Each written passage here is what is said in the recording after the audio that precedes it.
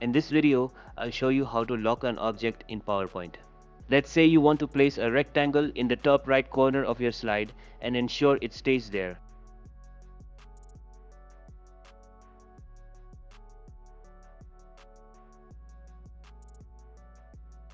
Previously, the only way to do this was by using the Slide Master.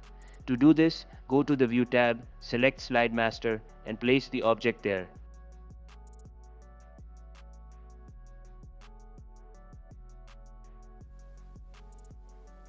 Then, switch back to the normal view mode, select the slide with the object, and it will be uneditable.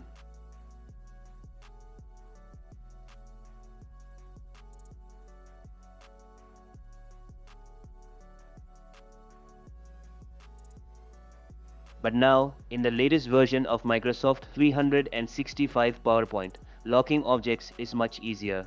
Simply place your object, right-click on it, and select the lock option.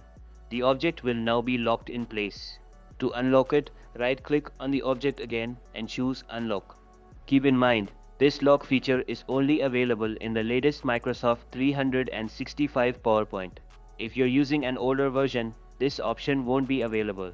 As you can see, I don't have the lock option here because I'm using an older version.